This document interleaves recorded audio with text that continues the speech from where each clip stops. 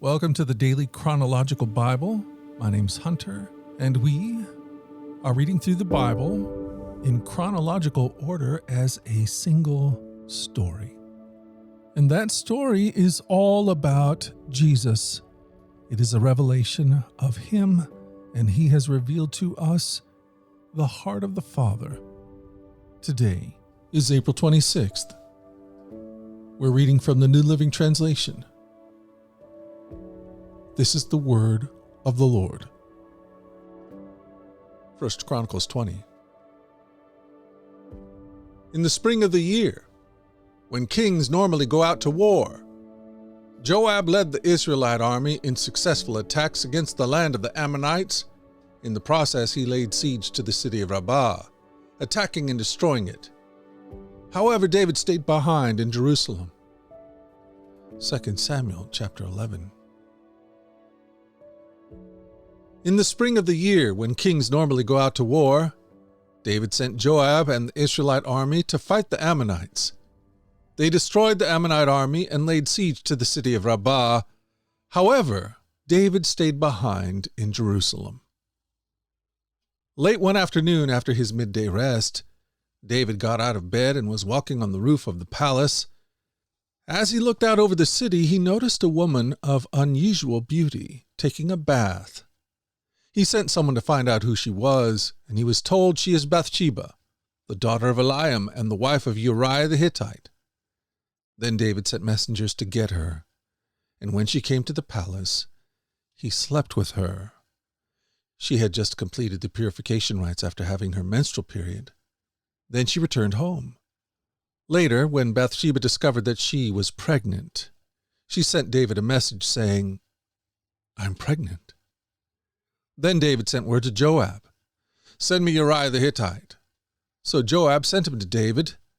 When Uriah arrived, David asked him how Joab and the army were getting along and how the war was progressing. Then he told Uriah, "Go home and relax." David even sent a gift to Uriah after he had left the palace, but Uriah didn't go home. He slept that night at the palace entrance with the king's palace guard. When David heard that Uriah had not gone home, he summoned him again and asked, "What's the matter? Why didn't you go home last night after being away for so long?" Uriah replied, "The ark of the armies of Israel and Judah are living in tents, and Joab and my master's men are camping in the open fields. How could I go home to wine and dine and sleep with my wife? I swear that I would never do such a thing." "Well, stay here today," David told him, "and tomorrow you may return to the army." So Uriah stayed in Jerusalem that day and the next. Then David invited him to dinner and got him drunk. But even then he couldn't get Uriah to go home to his wife. Again he slept at the palace entrance with the king's palace guard. So the next morning David wrote a letter to Joab and gave it to Uriah to deliver. The letter instructed Joab, "Station Uriah on the front lines, where the battle is fiercest. Then pull back so that he will be killed." So Joab assigned Uriah to a spot close to the city wall where he knew the enemy's strongest men were fighting. And when the enemy soldiers came out of the city to fight, Uriah the Hittite was killed, along with several other Israelite soldiers.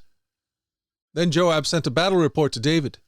He told his messenger, "Report all the news of the battle to the king." But he might get angry and ask, "Why did the troops go so close to the city? Didn't they know that there would be shooting from the walls? Wasn't Abimelech's son Gideon killed at Thebez by a woman who threw a millstone down on him from the wall? Why would you go so close to the wall?" Then tell him, "Uriah the Hittite was killed too." So the messenger went to Jerusalem to give a complete report to David.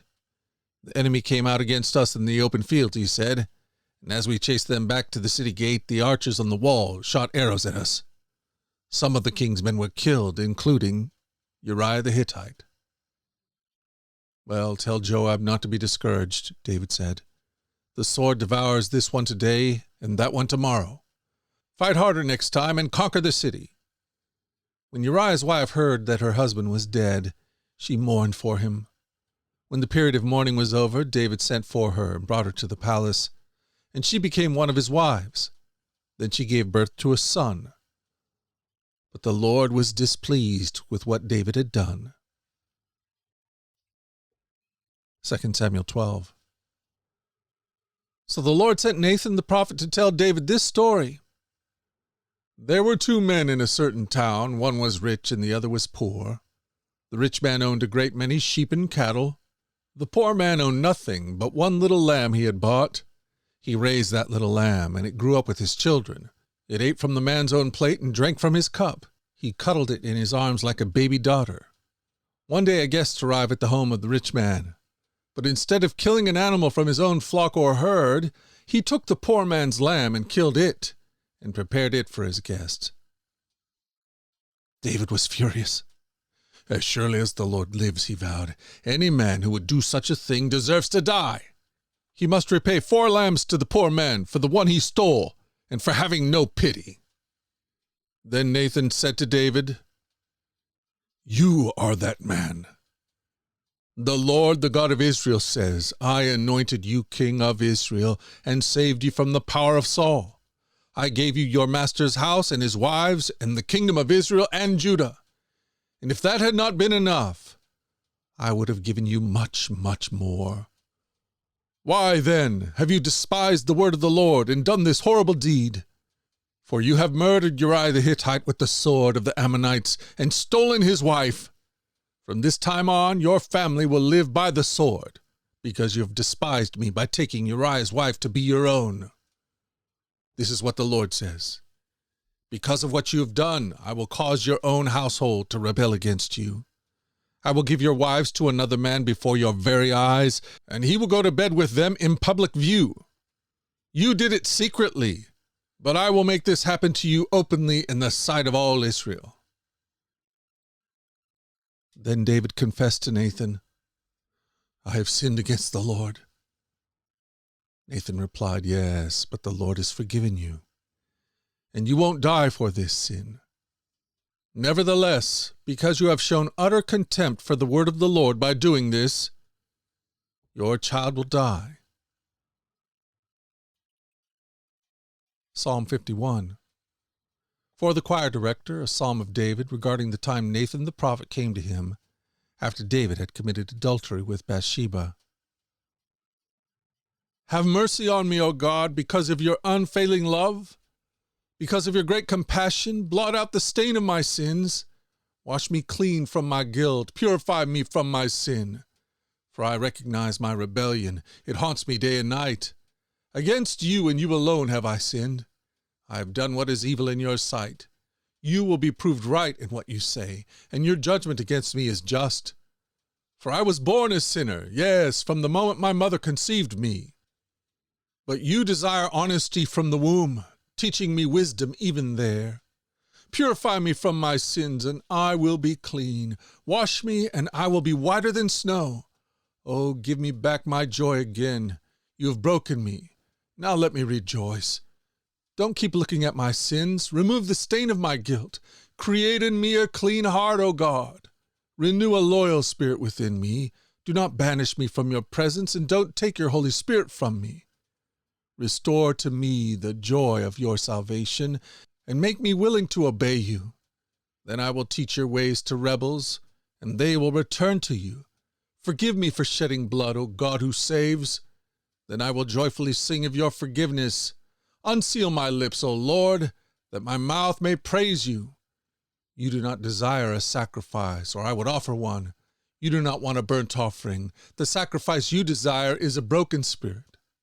You will not reject a broken and repentant heart, O God. Look with favor on Zion and help her.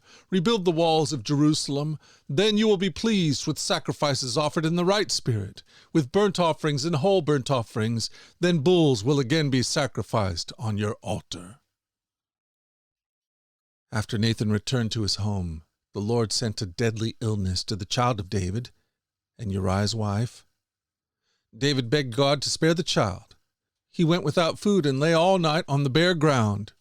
The elders of his household pleaded with him to get up and eat with them, but he refused. Then on the 7th day the child died. David's advisers were afraid to tell him. He wouldn't listen to reason when the child was ill, they said. What drastic thing will he do when we tell him the child is dead? When David saw them whispering, he realized what had happened. Is the child dead? He asked. "Yes," they replied, "he's dead." Then David got up from the ground, washed himself, put on lotion, and changed his clothes. He went to the tabernacle and worshipped the Lord. After that he returned to the palace and was served food and ate. His advisers were amazed. "We don't understand you," they told him. "While the child was still living, you wept and refused to eat, but now that the child is dead, you've stopped your mourning and you're eating again." David replied, "I fasted and wept while the child was alive, for I said, perhaps the Lord will be gracious to me and let the child live. But why should I fast when he is dead? Can I bring him back again? I will go to him one day, but he cannot return to me." Then David comforted Bathsheba, his wife, and slept with her. She became pregnant and gave birth to a son, and David named him Solomon. The Lord loved the child and sent word through Nathan the prophet that they should name him Jedediah, which means beloved of the Lord, as the Lord had commanded. These are the names of David's sons who were born in Jerusalem: Shammua, Shobab, Nathan, Solomon, Ibhar, Elishua, Nepheg, Japhia, Elishama, Eliada, and Eliphelet. Then David married more wives in Jerusalem, and they had more sons and daughters. These are the names of David's sons who were born in Jerusalem: Shammua, Shobab, Nathan, Solomon, Ibhar, Elishua, Eliphelet, Nogoah, Nepheg, Japhia, Elishama, Eliada, and Eliphelet. Then David reigned another 33 years in Jerusalem. The sons born to David in Jerusalem included Shammua, Shobab, Nathan, and Solomon. Their mother was Bathsheba, the daughter of Ammiel.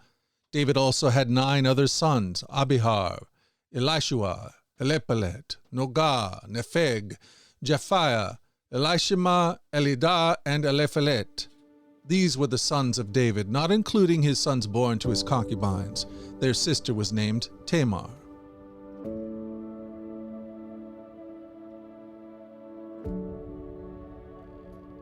Thank you for joining us at the Daily Chronological Bible.